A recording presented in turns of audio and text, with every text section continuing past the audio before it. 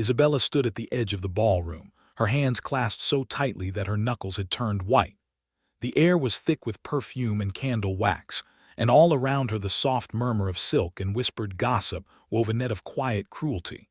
She could feel their eyes on her back, their fans fluttering like the wings of spiteful moths. They were not whispering about her gown, or her hair, or her lack of fortune. They were whispering about the one thing that made her stomach clench with a cold, familiar shame. Her husband was ignoring her again. Alexander Ashwick, the Duke of Ashwick, stood beneath the glittering chandelier, his dark head inclined toward Lady Catherine Worthing as if she were the only woman in the room.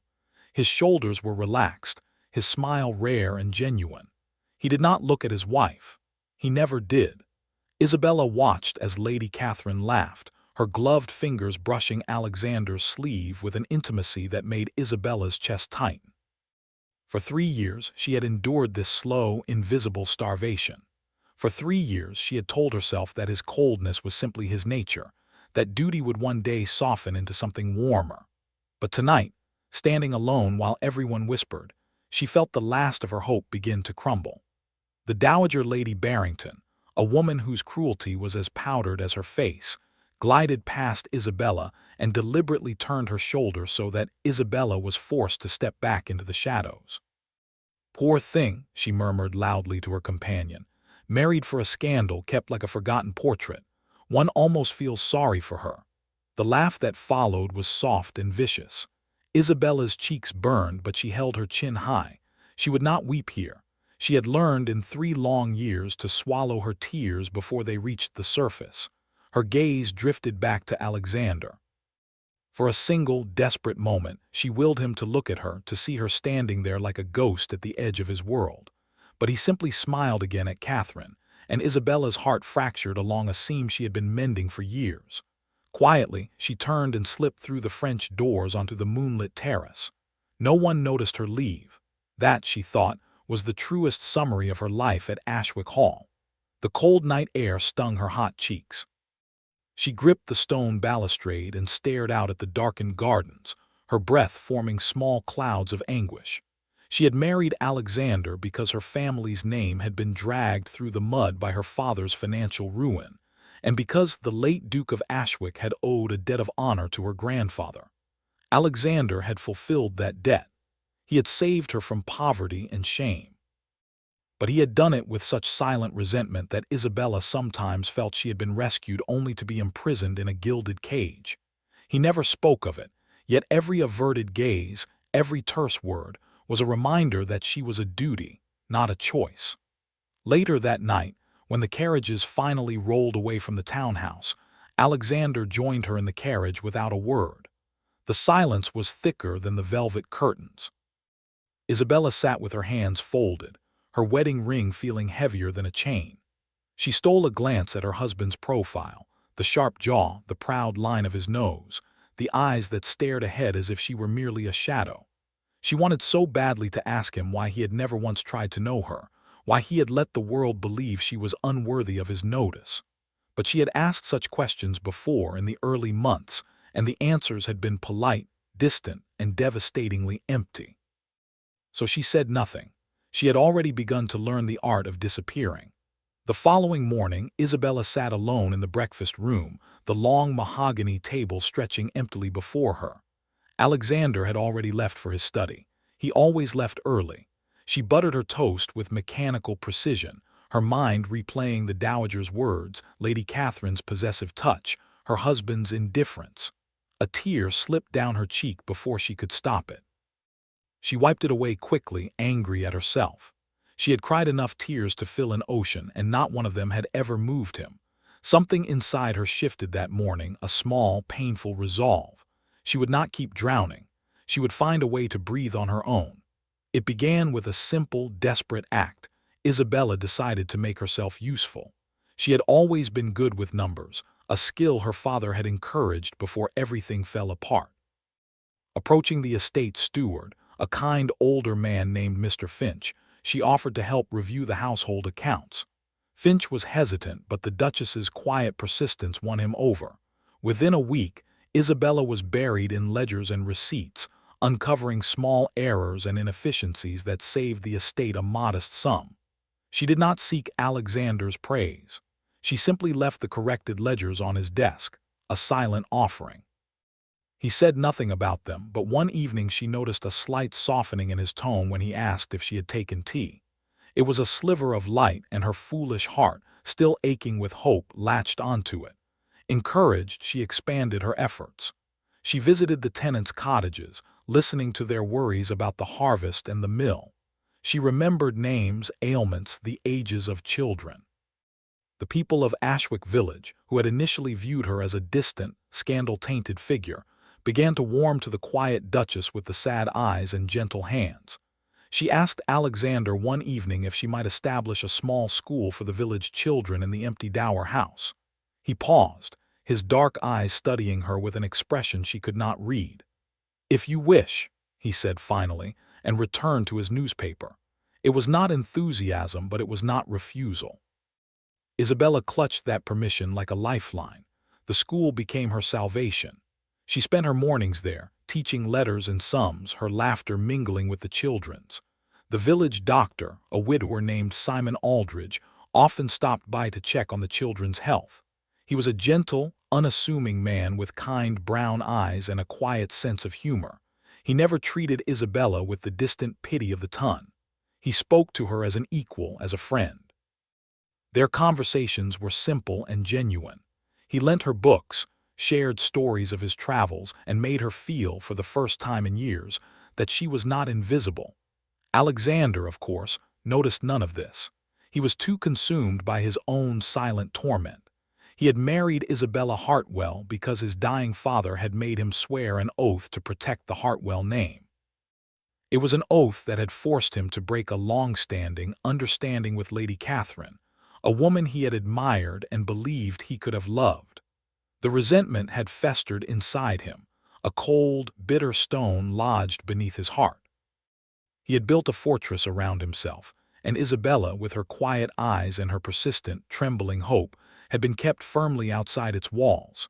He had told himself that polite distance was the kindest thing he could offer. He had been wrong, but he did not know it yet.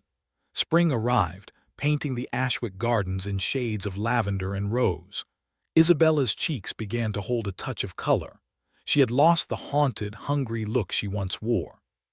She still performed her duties as duchess at formal events, but she no longer craned her neck to find Alexander's gaze. She no longer waited up for him in the drawing room, a book unread on her lap. Instead, she filled her evenings with lesson plans, letters to her frail mother, and quiet walks in the rose garden, where the scent of blossoms was more comforting than any empty promise. Simon Aldridge sometimes accompanied her on those walks, at a respectful distance, discussing a new method of teaching arithmetic or a funny story about his old medical tutor. One afternoon, they were standing by the fountain, laughing over a particularly stubborn goose that had wandered into the schoolhouse. Isabella's laugh, light and genuine, drifted across the lawn toward the terrace, where Alexander stood with a brandy in his hand, having returned early from a meeting. He froze. The sound was unfamiliar. He could not remember the last time she had laughed in his presence. He set his glass down and walked to the balustrade, his gaze fixed on the figures below. The doctor was handing Isabella a small, worn book, his smile warm. Isabella accepted it with a sparkle in her eyes that Alexander had never seen directed at him.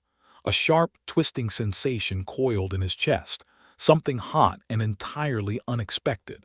He did not recognize it as jealousy. He only knew that he did not like the way the doctor was looking at his wife. That evening at dinner, Alexander was unusually silent. Isabella, accustomed to his silences, simply ate her soup and made a gentle remark about the school's new chalkboard. Alexander's fork paused midair. "You spend a great deal of time with the doctor," he said, his voice carefully neutral. Isabella blinked, surprised he had noticed. "Dr. Aldridge has been very kind to assist with the children's health," she replied calmly. "He is a good man." Alexander's jaw tightened. "See that your charitable works do not invite gossip." The words were clipped, laced with something that sounded almost like warning. Isabella set her spoon down, her heart stinging. For a moment, she wanted to lash out, to ask why he cared about gossip now, when he had let her be publicly humiliated for years without lifting a finger. But she had long ago learned that fighting him only left deeper bruises on her own soul. She simply nodded, and the silence that followed was colder than any winter. Weeks passed, and the distance between them grew, but this time it was Isabella who was retreating. She was building her own world, one where his approval was no longer the sun around which she orbited. She no longer flinched when he entered a room. She no longer searched his face for a sign of thaw. She simply smiled politely, excused herself, and returned to the children or the ledgers or her solitary walks. Alexander, confused and unnerved, began to watch her. He noticed the way she hummed softly while arranging flowers. He noticed the grace of her hands as she wrote, the gentle curve of her neck when she read by the window. He noticed that the light in her eyes, once so often dimmed by tears, was now a steady, quiet flame. And he noticed, with a growing sense of dread, that this flame was no longer lit for him. One rainy afternoon he went looking for her. He found her not in the drawing room or her chambers, but in the old dower house, surrounded by children reciting their letters. She was kneeling beside a little girl whose slate was smudged, her voice soft and encouraging. She did not see him standing in the doorway. He watched her for a long moment. The way her smile transformed her face into something breathtakingly beautiful. It was the smile she had once reserved for him in the early days of their marriage, a smile he had met with cold formality until it withered and died. Regret, sharp and unexpected, pierced his chest. He turned and walked away before she could spot him. Lady Catherine Worthing, however, had not forgotten the Duke of Ashwick. She had watched her former almost fiancé marry a penniless, scandal-ridden girl with simmering fury, and she had waited patiently for an opportunity to reclaim her perceived place. When whispers reached her that the Duchess of Ashwick was growing overly familiar with the village doctor, Catherine saw her weapon. She cultivated the rumor like a poisonous garden, adding her own delicate touches. At a garden party hosted by a mutual acquaintance, she spoke loudly enough to be overheard. "It is such a shame for poor Ashwick, married to a woman who clearly seeks comfort elsewhere. But what can one expect from such blood?" The words slithered through the ton, and within days, Isabella found herself met with averted eyes and frosty greetings once more. The blow came at a charity luncheon. Isabella, seated near a gaggle of society matrons, heard the whispers clearly this time. "Her mother barely receives visits, I hear, while she plays schoolteacher with the doctor. Shameless. And the Duke does nothing, poor man." Isabella's hands trembled under the table. The shame was familiar, but this time it was laced with a rage she had never allowed herself to feel.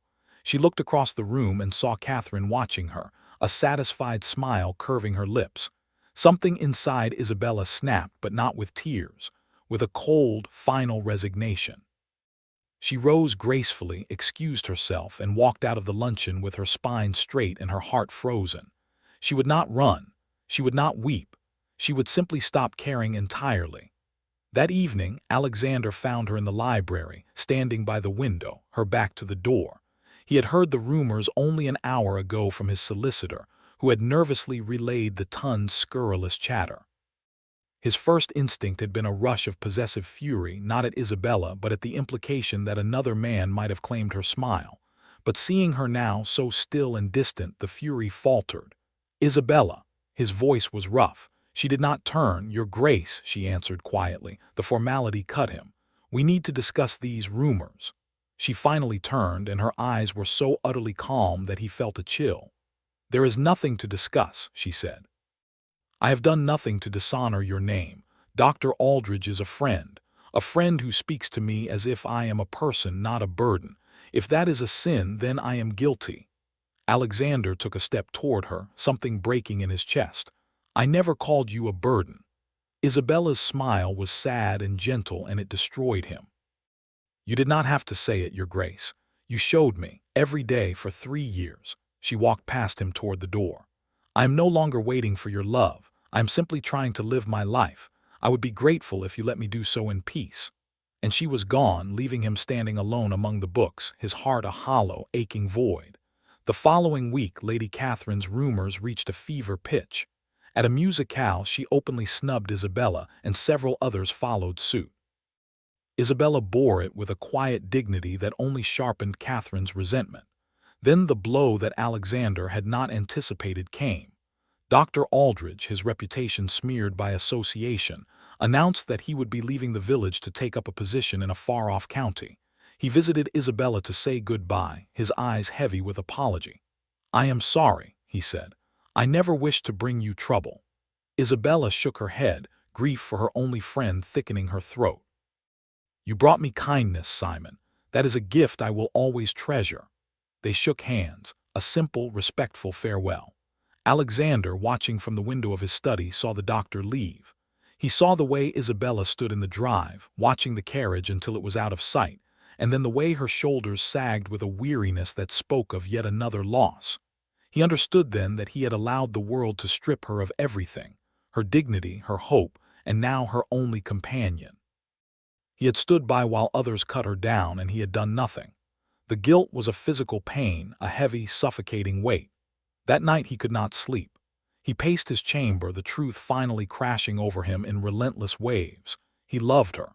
He had loved her for years, buried beneath layers of pride and resentment, hidden so deep that he had mistaken its absence for simple duty. He had resented the forced marriage, yes, but he had also been terrified. Terrified of the tenderness she had once offered him so freely, because he had believed he did not deserve it after breaking his word to Catherine. He had punished her for his own shame, and now she had stopped loving him. The realization was a knife twisting slowly in his gut.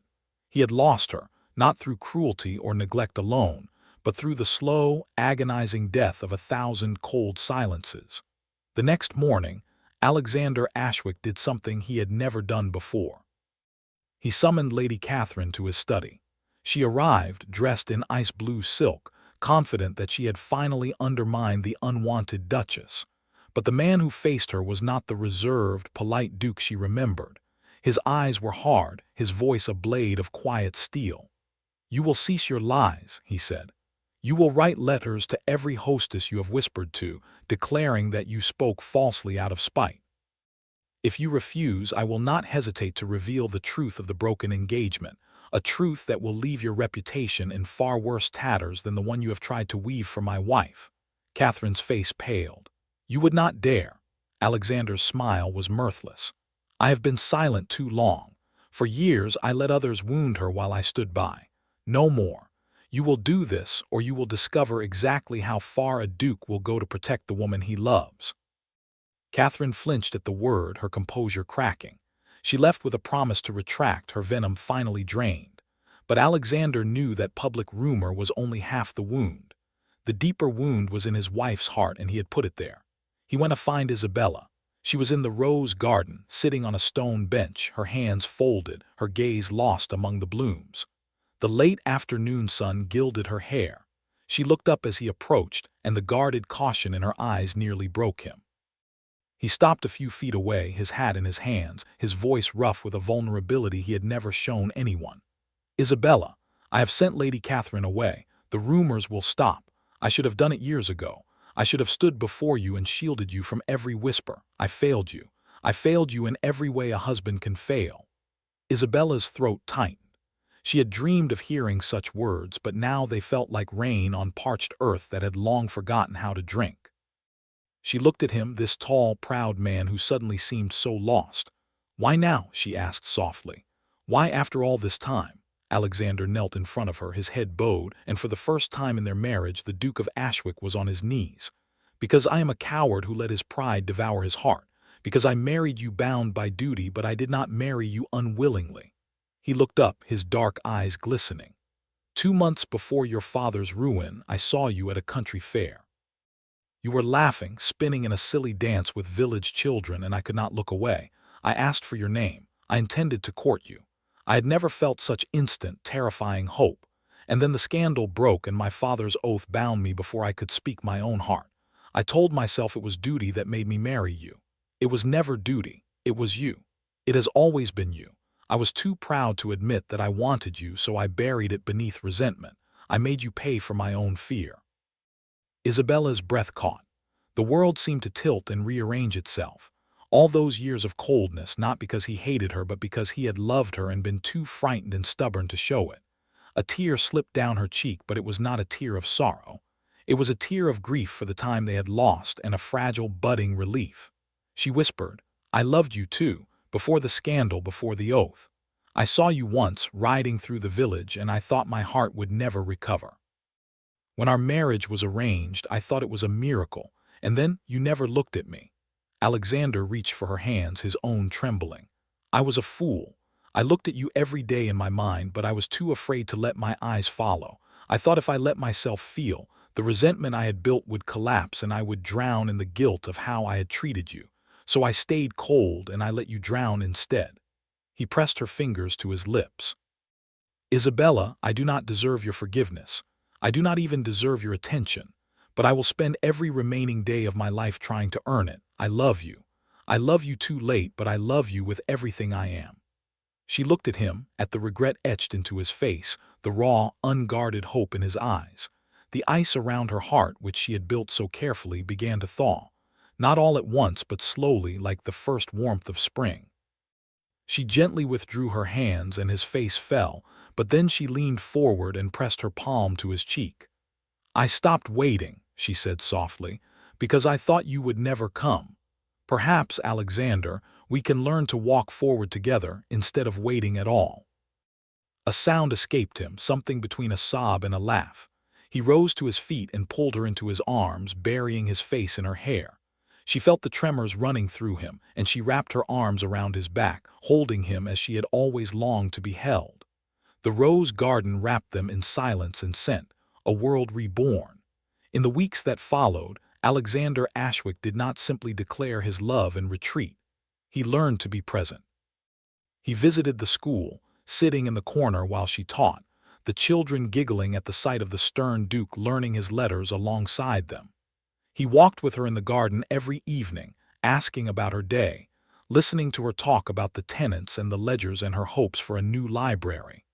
He spoke of his own fears, his long-buried grief over his father's death, and the shame that had twisted his heart.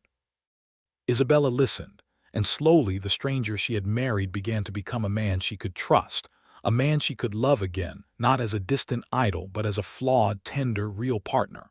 One evening, as summer blazed into autumn, they stood on the terrace overlooking the valley, the sky streaked with gold and rose. Alexander held her hand, his thumb stroking her knuckles. "I once thought this estate was my greatest burden," he said quietly. "Now I see it can be a home." Isabella leaned her head against his shoulder. "A home is not made of walls, Alexander. It is made of moments like this."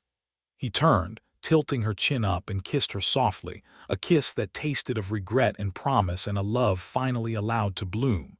It was not a perfect ending. There were still moments of awkwardness, old habits of silence that crept in, but now they faced them together, with words instead of distance. And when winter came, and the village children sang carols at the dower house door, the Duke and Duchess of Ashwick stood side by side, their hands entwined. Isabella looked up at her husband and saw not the cold stranger of her lonely years, but the man who had knelt in the garden and bared his soul. She smiled, and the smile was no longer an offering or a plea.